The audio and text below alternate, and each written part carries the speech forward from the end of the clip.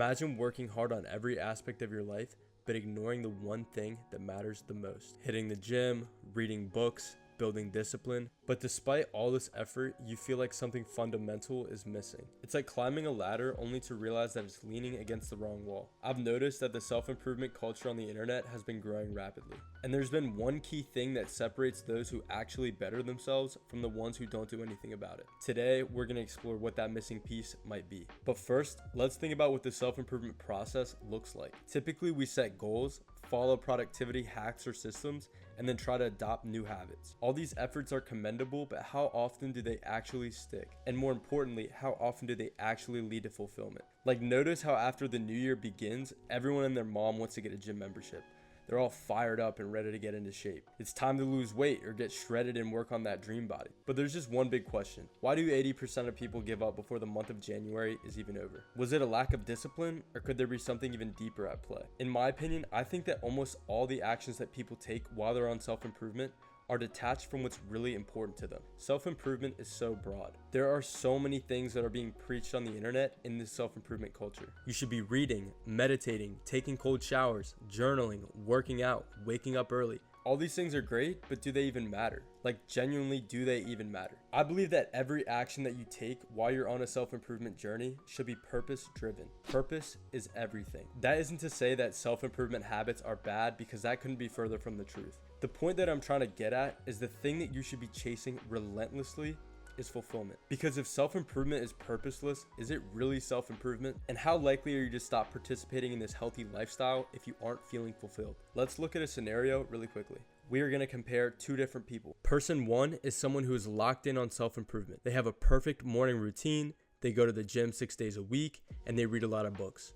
This person seems to be doing everything right according to the standard self-improvement script, but they don't have a clear-cut purpose or goal. Now meet person two. Person 2 does half the morning routine that person 1 does. Person 2 hits the gym only 3 times a week, but person 2 knows that they want to build discipline and be healthy in order to become the most well-rounded entrepreneur that they can be. They don't need to go overkill on certain habits and activities because it isn't aligned with their goal. Rather than that, this person prefers to make time for actually building their business. Sure, they aren't doing all this self-improvement stuff, but are they actually improving themselves? Absolutely. So by definition, this person is more self-improved than the person just aimlessly participating in self-improvement activities. So let me ask you, between these two people, who do you think is more likely to stick to their habits? Who is more likely to feel fulfilled and motivated in the long run? Obviously person 2, because their actions aren't just routine or habitual. They are driven by a purpose that is meaningful to them. Self-improvement by itself is meaningless. Why do you think most people don't do anything after watching self-improvement content, or give up so quickly after they start? It's not just about a lack of motivation or willpower. The deeper issue lies in the absence of a meaningful connection between the self-improvement activities and the values and life goals of the person doing them. Many people start with what they think they should be doing, like going to the gym, waking up early, or reading more, because that's what's trending or recommended by these creators or influencers. However, without a personal reason or clear understanding with how these activities tie into the bigger picture of their life, these actions just feel arbitrary. It soon becomes a checklist of tasks or habits rather than a meaningful journey towards personal growth. The key missing ingredient is relevance. If there's no clear answer to the question,